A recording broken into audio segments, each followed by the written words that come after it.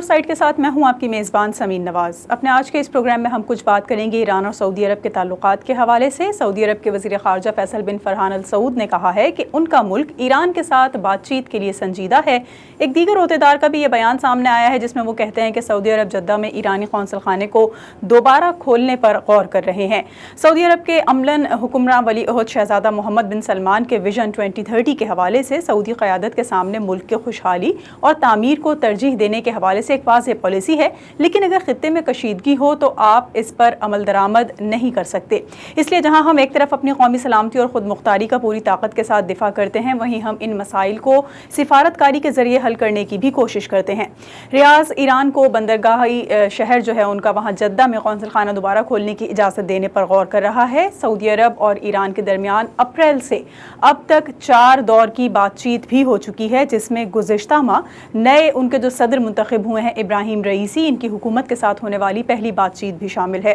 سعودی عرب اور ایران دونوں ہی بالترتیب سنی اور شیعہ مسلمانوں کی قیادت کا دعویٰ کرتے ہیں۔ دونوں ملکوں کے درمیان جنوری 2016 میں سفارتی تعلقات اس وقت منقطع ہو گئے تھے جب تہران میں سعودی عرب کے سفارت خانے پر پتھراؤ کیا گیا تھا۔ ایک معروف شیعہ عالم دین کو سعودی حکومت کی طرف سے سزائے موت دیے جانے کے بعد ایرانی عوام نے سخت ناراضگی کا اظہار کیا تھا۔ اس کے علاوہ کچھ بات کریں گے جنوبی ایشیائی خطے میں داعش کی موجودگی کے حوالے سے، کیونکہ افغانستان میں امن کی کوششوں کو ناکام بنانے کے لیے ایک مرتبہ پھر داعش نے معصوم افغانیوں کا خون بہانا شروع کر دیا ہے، اور پے در پہ ہوتے ان واقعات سے فرقہ وارانہ فسادات پھیلانے کی بھی بو آ رہی ہے۔ انہی دونوں موضوعات کو آج اپنے پروگرام میں ہم شامل کریں گے، جس کے لیے ہمارے ساتھ موجود ہیں سینئر تجزیہ کار، ایران سے ہمیں جوائن کر رہے ہیں جناب ڈاکٹر راشد عباس نقوی صاحب۔ ان سے گفتگو کا آغاز کریں گے لیکن ایک بریک کے بعد۔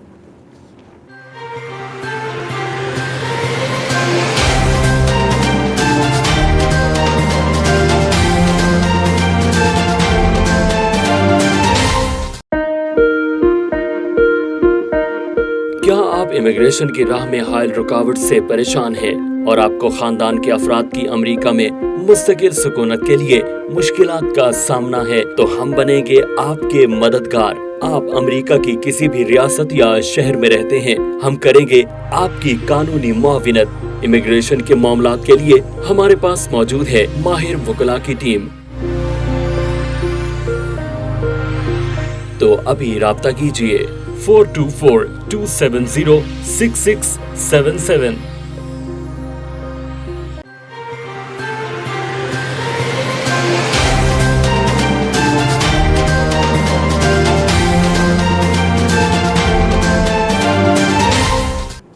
ویلکم بیک ناظرین، پروگرام فور سائٹ میں ایک بار پھر آپ کو خوش آمدید کہیں گے۔ بات کر رہے ہیں ایران اور سعودی عرب کے درمیان تعلقات کے حوالے سے۔ سینئر تجزیہ کار ڈاکٹر راشد عباس نقوی ہمارے ساتھ ایران سے موجود ہیں۔ بہت شکریہ ڈاکٹر صاحب، آپ نے وقت دیا۔ سب سے پہلے تو مجھے یہ بتا دیجیے کہ سعودی وزیر خارجہ فیصل بن فرحان ال سعود کہتے ہیں کہ سعودی عرب ایران کے ساتھ مذاکرات میں سنجیدہ ہے اور ایک دوسرے کو سمجھنے کی کوشش کی جا رہی ہے۔ کیا ایران سعودی عرب تعلقات کی بحالی سے مشرق وسطیٰ کے حالات کچھ بہتر ہوتے نظر آتے ہیں آپ کو؟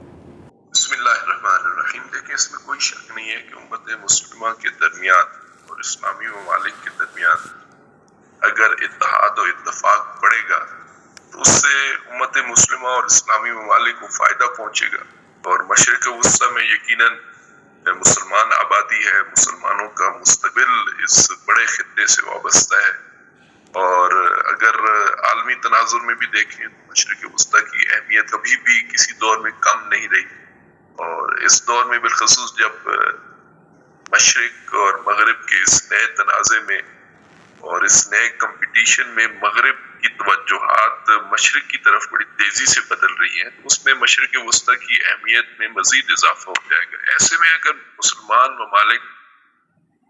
آپس میں قریب آتے ہیں تو اس کے اثرات تو یقیناً پڑیں گے، لیکن ایک مشکل سوال ہے اور ایک جلدی حل ہونے والا مسئلہ نہیں ہے، کیونکہ اس کے اندر بہت ساری قوتیں انوالو ہیں، بہت سارے ہاتھ ملوث ہیں اور بہت سارے مفادات اور تحفظات ہیں، جس کی وجہ سے کوئی اسٹریٹ فارورڈ نہیں کہا جا سکتا کہ آج اور کل یا بڑے ایک محدود مدت کے اندر فوری طور پہ ایران اور سعودی عرب کے تعلقات بحال ہو جائیں گے۔ مرحلہ وائز ممکن ہے کچھ نہ کچھ برف پگھلنا شروع ہو جائے، لیکن ایسے کہنا کہ بالکل تعلقات دوستانہ نوعیت کے ہو جائیں گے اور ہر طرح کی صورتحال بہتر ہو جائے گی. ابھی قریب اس کے امکانات کم ہیں، لیکن دونوں ممالک کوشش کر رہے ہیں، اور میں تو اس حد تک قائل ہوں کہ دونوں ممالک کی مجبوری بھی ہے کہ وہ ایک دوسرے کے قریب آئیں اور ان مسائل میں کہ جو وہ ایک لابیز کے طور پہ ملوث ہیں یا کسی بیرونی قوت کے اشاروں پہ ان مسائل میں الجھ گئے، جیسے یمن کا مسئلہ ہے، جیسے عراق کا مسئلہ ہے، مشرق وسطیٰ کے اور بھی ممالک ہیں، لبنان کا بھی نام لیا جا سکتا ہے. تو اس میں سعودی عرب جس انداز سے امریکہ کا فرنٹ مین بن کے کام کر رہا ہے عرصے سے، اس نے اس میں لاس ہی کیا، نقصان ہی کیا، اسے کچھ ملا نہیں ہے. اور اب جب کہ امریکہ کی توجہات بھی بیشتر جو ہے وہ چین سے زیادہ چائنا کی طرف جا رہی ہیں، تو یقیناً اس کا نتیجہ یہ ہوگا کہ امریکہ واشنگٹن جو ہے وہ سعودی عرب کے لیے اس طرح اوپن ہینڈڈ سپورٹ نہیں کرے گا جیسے پہلے رہا ہے. تو سعودی عرب کو میں سمجھتا ہوں کہ اس موقع سے فائدہ اٹھانا چاہیے. ایران کی طرف سے بھی آمادگی ہے، کیونکہ ایران کو سعودی عرب سے اگر تعلقات بہتر ہوں تو اس کے فوائد ہیں، اگر وہ مقابلے میں رہے تو اس کے لیے بھی مشکلات ہیں. امت مسلمہ کے اندر وہ جو اپنا ایک ریزسٹنس بلاک کے عنوان سے اپنا ایک نفوذ بہتر کرنا چاہ رہا ہے، تو اس میں سعودی عرب ایک بڑی رکاوٹ ہے. تو ایران کے تو یعنی ویسے ہی فائدے میں ہے، اور ایران نے پہلے بھی علاقائی ممالک کے امن و سلامتی کے لیے ہرمز پیس پلان کا ایک اعلان کر رکھا ہے کہ جو یونائٹڈ نیشن کی جنرل اسمبلی میں بھی پیش کیا گیا ہے. تو اس لحاظ سے اگر دیکھا جائے تو پیش رفت کے امکانات تو ہیں. 4 مذاکرات کے ادوار مکمل ہو چکے ہیں، دونوں طرف مزید مذاکرات کو جاری رکھنے کی بھی بات کی جا رہی ہے. اب دیکھنا یہ ہے کہ امریکہ سعودی عرب پر کس حد تک اثر انداز ہوتا ہے، اور جیسے ابھی پچھلے چند ماہ کے اندر اسرائیل کی قربتیں بھی سعودی عرب سے بڑھی ہیں، تو وہ آیا سعودی عرب کو اس مسئلے میں کس طرف لے کے جائے گا. یہ ایک سوال ہے کہ جو ابھی تک ہمارے لیے ایک پیچیدہ مسئلہ بنا ہوا ہے. چونکہ اب بھی کل پرسوں جو سعودی عرب کے وزیر خارجہ نے ایران کے ایٹمی پروگرام کے عنوان سے جو باتیں کی ہیں، تو اس سے پھر وہی اندازہ ہوتا ہے کہ یہ تو وہی لائن ہے کہ جو امریکہ اور اسرائیل کی. راشد صاحب، یہ بھی بتائیے کہ سعودی عرب بھی ایران کے جوہری پروگرام سے متعلق ان کے دعووں اور اقدامات میں تضاد دیکھتا ہے، ایسا کیوں ہے؟ اور سعودی عرب کا یہ بھی کہنا ہے کہ ایران کو جوہری ہتھیاروں کے حصول سے روکنے کے لیے بین الاقوامی کوششوں کی حمایت جاری رکھیں گے. جی، جیسے میں نے عرض کیا نا کہ کچھ ایشوز ہیں کہ جو ایشوز سالو ہوں گے اس کے نتیجے میں تعلقات میں بہتری آئے گی. یعنی ان ایشوز کی موجودگی میں کوئی زیادہ بہتر تعلقات نظر نہیں آ رہے. ایٹمی پروگرام کے عنوان سے دیکھیں، اگر تو اس کو عالمی اداروں کے تناظر میں دیکھا جائے اور سعودی عرب بجائے یہ کہ واشنگٹن کی پالیسی پہ یا اسرائیل کی پالیسی کو مد نظر رکھے، اگر وہ عالمی اداروں کے ذریعے سے پہلے مثلا 5+1 کنٹریز سے اب 4+1 کنٹریز ہے، یا مثلا یونائٹڈ نیشن کی جو 2231 قرارداد ہے اس کی روشنی میں دیکھیں، یا اوورآل اس وقت جو یورپی یونین کی طرف سے بھی جو مثبت اشارے مل رہے ہیں، حتیٰ خود امریکن پریزیڈنٹ بھی کسی نہ کسی عنوان سے اس معاہدے کی طرف واپس آنا چاہتے ہیں. پھر جو ایٹمی توانائی کا عالمی ادارہ ہے IAEA، اس کی رپورٹس بھی مثبت ہیں ابھی تک ایران کے بارے میں. اور اب جبکہ تھوڑی سی ٹینشن ہے اس وقت کہ جب سے 4+1 ممالک نے کوئی ایٹمی معاہدے کے بارے میں کچھ اسٹریٹ فارورڈ فیصلہ نہیں کیا اور کوئی عمل درآمد نہیں ہوا، تو ایران نے کچھ معائنہ کاری کے عمل کو روکا ہوا ہے اس وقت. اسی طرح اضافی پروٹوکول پہ عمل درآمد بھی انہوں نے روکا ہوا ہے. تو اس وقت IAEA اور ایران کے درمیان ایک ہلکی سی کشیدگی موجود ہے. لیکن آپ ماضی میں دیکھیں تو IAEA کی جتنی رپورٹس ہیں وہ ایران کے ایٹمی پروگرام کے بارے میں بڑی واضح اور صاف اور پرو ایرانی ہے. لہٰذا اگر سعودی عرب بھی یا اور ایسے ممالک جو اس لابی میں سعودی عرب کے ساتھ ہیں، اگر وہ عالمی اداروں کی تناظر میں، عالمی اداروں کے فیصلوں کی روشنی میں اگر آگے بڑھیں، تو ان کی اپنی عزت اور ان کا اپنی جسے آپ کہتے ہیں انا بھی محفوظ رہے گی، اور ایک بڑا ایشو بھی حل ہو جائے گا جو دونوں ممالک کے درمیان تعلقات میں ایک بڑی رکاوٹ. راشد صاحب یہ بتائیے کہ نئے صدر ابراہیم رئیسی کی حکومت سعودی عرب سے تعلقات کی بحالی کے لیے کتنی پر امید ہے، کیونکہ سعودی عرب کی طرف سے جو اکثر و بیشتر بیانات یا ان کے اعلانات سامنے آتے ہیں اس سے تو یہی ظاہر ہوتا ہے کہ سعودی عرب خاصا سنجیدگی کا مظاہرہ کر رہا ہے۔ دیکھیں، ایران کا شروع سے حکومتیں بدلتی رہی ہیں، لیکن ایک موقع بڑا واضح رہا ہے کہ ہمیں علاقائی سطح پہ اپنے مسائل کو آگے بڑھانا چاہیے۔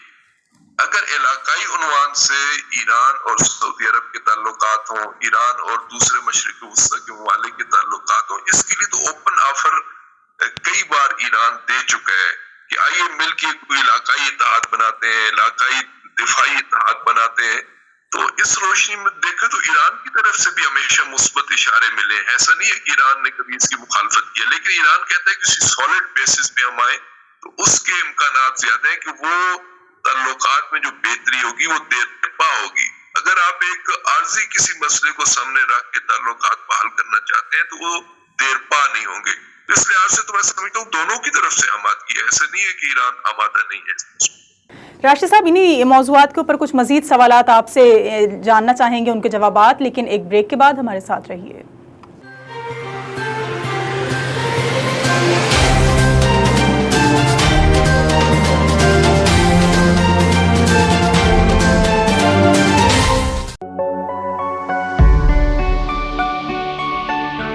بے گھر، بے سہارا اور ضرورت مندوں کی امید اکنا ریلیف۔ امریکہ میں بلا تفریق انسانیت کی خدمت میں پیش قدرتی آفات ہوں یا حادثات، ہم کرتے ہیں متاثرین کی امداد اور بحالی۔ بے سہارا خواتین کو ملے سائبان، بیماروں کو مفت طبی سہولتیں، اور بیک ٹو اسکول پروگرام سے روشن ہے علم کی شمع۔ بے گھر، بے سہارا اور ضرورت مندوں کی امید اکنا ریلیف، آج ہی ڈونیٹ کیجیے۔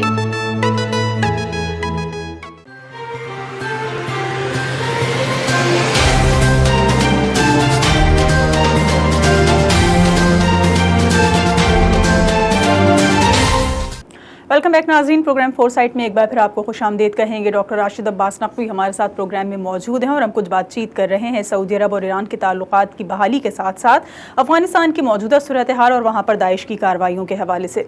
ڈاکٹر صاحب، یہ مجھے بتائیے کہ یمن کی صورتحال اس وقت سب کے سامنے ہے، آپ کس طرح سے دیکھتے ہیں جو حالیہ سچویشن ہے، جو ان کا محاصرہ کیا ہوا ہے ایک آبادی کا، اور جو صورتحال نظر آتی ہے وہاں پر عوام کی پریشانی کی؟ تو سعودی عرب کا یہ کہنا ہے کہ یمن کے عوام دراصل ایران کے حمایت یافتہ حوثی باغیوں کے باعث مشکل میں ہے۔ کیا واقعی ایسا ہے یا کچھ اس میں مختلف بھی ہے، اس بیان کے برعکس بھی کوئی صورتحال ہے؟ دیکھیں، بنیادی مسئلہ تو یہ ہے کہ ان کو آیا جو اپنے وطن کی آزادی کے لیے، اپنی سرزمین کے لیے لڑ رہے ہیں، وہ باغی ہیں یا وہ ہیں کہ جو باہر سے آ کے حملہ آور ہیں؟ یہ ہمارے ہاں ایک بڑی جسے کہتے ہیں کہ ایسی روایت بن گئی ہے کہ جو ویسٹ کا میڈیا، مغرب کا میڈیا جو کہتے ہیں ہم اصطلاحات بھی وہ لے لیتے ہیں۔ اس وقت دیکھیں یمن کے اندر جو اکثریت میں، واضح اکثریت میں ہے، وہ انصار اللہ کے نام سے لڑ رہے ہیں، یا ایک کنزرویٹو گورنمنٹ کے عنوان سے، ٹرانزیشنل حکومت کے نام سے باقاعدہ ان کی حکومت موجود ہے۔ تو اب ان کو کس کے خلاف یہ بغاوت کر رہے ہیں، یہ ایک سوال ہے۔ میں سمجھتا ہوں کہ اس میں ہمیں احتیاط کرنی چاہیے کہ باقی کون ہے اور مجاہد کون ہے۔ اس وقت باہر سے جس انداز سے سعودی عرب اپنے 40-45 اور حتی امریکہ اور فلاں کے ساتھ مل کے جس برے انداز سے اس نے یمن کو برباد کیا ہے، اور اس کے ریئیکشن میں اب یمن کے مجاہدین، وہ انصار اللہ کے نام سے ہوں یا کسی اور نام سے ہوں، یا فوج ہے باقاعدہ یمن کی جو باقاعدہ فوج ہے، وہ اس وقت جس انداز سے اس نے رجسٹ کیا ہے اور ابھی جو دفاعی قوت اس نے اپنی بڑھائی ہے، اور جس انداز سے اس نے ڈرون ٹیکنالوجی میں سعودی عرب کو حیران کر دیا اور سعودی عرب کے حساس علاقوں تک انہوں نے حملے کیے ہیں، اور اب تو آخری جو مارکا ہے وہ تو صوبہ مارک میں چل رہا ہے، اور مارک جو بڑا معدنی ذخائر کے عنوان سے بڑی اہمیت کا حامل ہے۔ اگر اس پہ بھی انصار اللہ اور یمنی فورسز کامیاب ہو جاتی ہیں اور یہ محاصرہ جو اس وقت موجود ہے، اس محاصرے کو مکمل کر کے سینٹرل مارک کو اپنے کنٹرول میں لے لیتے ہیں، تو سعودی عرب کا تو ویسے ہی وہاں سے صفایا ہو جائے گا۔ اس لیے میں سمجھتا ہوں کہ سعودی عرب نے بھی اور اس کے اتحادیوں نے بھی محسوس کر لیا ہے کہ جو مقامی موومنٹ ہے انصار اللہ کی صورت میں، وہ اتنی مضبوط ہو چکی ہے کہ اب زمینی راستے سے تو ناممکن ہے کہ سعودی عرب اس کے اتحادی آئیں۔ اب جدید ٹیکنالوجی کے زور پہ انہوں نے پچھلے 7 سالوں میں کیا نہیں کیا، کتنے حملے کیے ہیں، کیا کچھ نہیں کیا، لیکن اس کے باوجود بھی وہاں سے रेजिस्टेंस मौजूद है, मुज़ाहमत मौजूद है, बल्कि वो दिफाई लिहाज से मजबूत हो रहे हैं। और वो जिसकी तरफ आपने इशारा किया कि ईरान की हिमायत बेशक है, लेकिन वो एक रेजिस्टेंस ब्लॉक का हिस्सा बन चुके हैं इस वक्त यमन के मुजाहिदीन। और इस रेजिस्टेंस ब्लॉक में आप इस पूरे खित्ते में चले जाएं, शाम के अंदर, इराक के अंदर, यमन के अंदर, बहरैन के अंदर और हत्ता और भी ममालिक के अंदर, तो उसके साथ साथ यमन एक पूरा उस सिलसिले का एक हिस्सा है। तो यमन को बेशक इस रेजिस्टेंस ब्लॉक की पूरी हिमायत है और उसको कामयाबियां भी मिल रही हैं, लेकिन एक मुसलमान होने के नाते से हमें कोशिश हमारी ये होनी चाहिए कि ये जंग भी खत्म हो। थोड़ा सा अफगानिस्तान की सूरत हाल के बारे में बात करेंगे राशिद साहब। जिस तरह हम सब ने ही देखा कि 20 साल बाद अमरीकी अफवाज और नेटो फोर्सेस के वापसी हुई अफगान सरजमीन से, लेकिन जिस बात का खदशा जाहिर किया जा रहा था कि शायद कुछ ऐसी शिद्दत पसंद क़ुव्वतें वहाँ पर काबिज़ होने की कोशिश करेंगी जिनमें दाइश भी शामिल है, अब हालात कुछ ऐसे ही नहज पर हमें जाते हुए नज़र आ रहे हैं। क्या सूरत हाल तालिबान के कंट्रोल से बाहर होती नज़र आ रही है? क्योंकि अफगानिस्तान में जो दाइश की बढ़ती हुई कार्रवाइयाँ हैं वो खासी हद तक बढ़ रही हैं, उसमें इजाफा हो रहा है और कुछ ऐसा भी लगता है कि शायद ये कार्रवाइयाँ किसी किस्म के फिरका वाराना फसादात फैलाने की कोशिश है। आप इसके बारे में क्या राय रखते हैं? देखिए, दाइश का जो फैक्टर है ना, ये वही है कि जो पहले शाम के अंदर, इराक के अंदर और दूसरे ममालिक के अंदर अमेरिका ने आजमाया है, और ये वही नुस्खा है जो वहां पे पूरी तरह नाकाम रहा है और अब उसको अफगानिस्तान के लिए इस्तेमाल किया जा रहा है। वहां की शिकस्त का बदला भी मैं समझता हूँ कि अफगानिस्तान में लिया जा रहा है दाइश के जरिए। दाइश एक बहाना है, दाइश एक सामने कवर है, उसके नीचे तो आपको उसकी ये नजर आएगी, उसके नीचे तो आपको मुसाद नजर आएगी, उसके अंदर तमाम मुसलमान इस्लाम मुखालिफ कुव्वतें हैं कि जो अपने खास एजेंडे के तहत आलम इस्लाम को तकसीम करने के अमल में मशगूल है। ये वो सारा वही फैक्टर है। लेकिन अफगानिस्तान के खालिसन अगर आप उस पे उसको देखें, जूम करें सिर्फ एक मसले पे कि जो अफगानिस्तान के, तो उसके कई जाविये बनते हैं। देखें, एक तो ये है कि अफगानिस्तान ने बड़े पुरसकून अमन व अमान से जो है वो एक इक़्तिदार की मुंतकिली का अमल मुकम्मल किया है। ये यकीनन अमेरिका के लिए और अमेरिकी हवारियों के लिए काबिल कबूल नहीं है। वो एक इस तरह के, चाहे वो एयरपोर्ट के हमले से लेके अभी तक कई कार्रवाइयां हो चुकी हैं और 10 से 12 तो बड़ी कार्रवाइयां हैं कि जो मीडिया में भी आ चुकी हैं कि किसी तरीके से ये साबित किया जाए कि तालिबान के अंदर ये अहलियत नहीं है कि वो हुकूमत चला सके और सिक्योरिटी और अमन व अमान को कंट्रोल करना उनके बस की बात नहीं है। एक तो बड़ा हदफ यही है कि पूरे, ताकि दुनिया के अंदर जब ये पैगाम जाएगा कि आए रोज धमाके हो रहे हैं, आग और खून का जो है खेल जारी है, तो कौन इनको तस्लीम करेगा। लिहाजा एक बड़ी वजह तो इस तरह के धमाके करना, इस तरह की सिक्योरिटी की सूरत हाल को खराब करना। दूसरा ये है कि आइंदा के लिए 20 साल अमेरिका वहां पे रहा है, उसके बड़े एक्सपीरियंस है वहां के अंदर, वो एक नई जंगें शुरू करेगा। अब वो तशय्यो के और शिया मसाजिद को टारगेट करके वो शिया सुन्नी जंग को भी शुरू करना चाह रहा है। वो हजारा और गैर हजारा वाला जो इलाकाई मसाइल है कि पूरे नॉर्थ जो इस वक्त तालिबान के साथ हमांग था, अगर इस तरह की 1-2 कार्रवाइयां होती हैं तो नॉर्थ के अंदर एक रेजिस्टेंस और एक रिएक्शन आ सकता है, जहाँ पे हजारा भी हैं और उनके साथ हजारा के जो दूसरे इत्तेहादी हैं। तो एक सुन्नी शिया जंग और कौमी और कबायली जंग भी एक उनके मकसूद है। तीसरा ये है कि ईरान को भी एक पैगाम देना चाह रहे हैं ये कुव्वतें जो दाइश की सूरत में है या उनके पीछे जो भी पसे पुश्त हैं। अफगानिस्तान के शियों की एक बहुत बड़ी मुहाजिरीन की तादाद इस वक्त जो है वो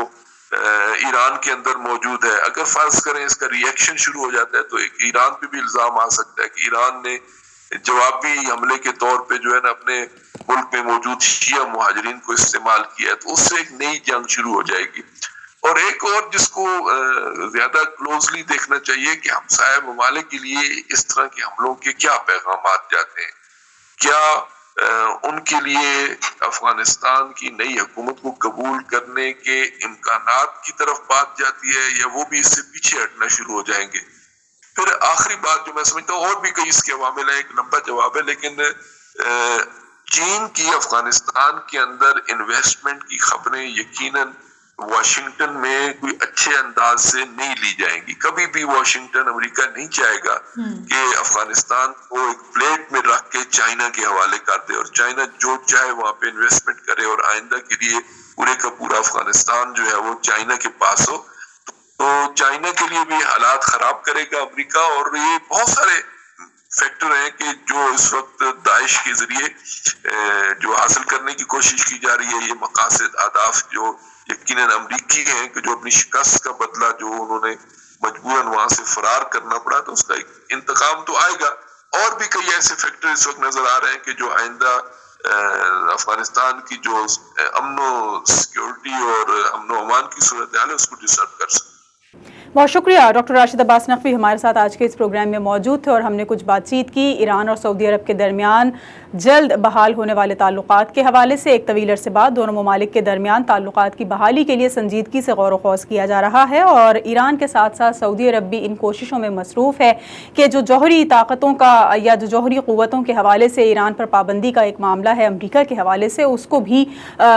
سہل طریقے سے حل کر لیا جائے اور تعلقات کی بحالی ممکن بنائی جائے، تاکہ مشرق وسطیٰ بالخصوص اس خطے میں جو حالات گزشتہ کئی عرصے سے کشیدہ ہیں وہ بہتر ہو سکیں، روابط آپس میں بحال ہونے سے، تعلقات بحال ہونے سے امت مسلمہ مضبوط ہو سکے۔ اور ساتھ ساتھ افغانستان کی صورتحال کے اوپر بھی ہم نے بات چیت کی کہ وہاں پر داعش کی موجودگی کے باعث جو امن کو ایک مرتبہ پھر خطرہ لاحق ہے، تو اس خطرے سے کس طرح نمٹنا ہے، اور جو خدشات ظاہر کیے جا رہے تھے ان کو کس طرح سے غلط ثابت کر سکتے ہیں، طالبان کتنے مضبوط ثابت ہوں گے داعش کو ہرانے میں، اس پر ہم نے کچھ گفتگو کی۔ آج کے اس پروگرام کے لیے اتنا ہی، اگلے ہفتے ایک اور پروگرام کے ساتھ حاضر ہوں گے۔ پروگرام ٹیم کے ساتھ سمین نواز کو اجازت دیجیے، اللہ نگہبان۔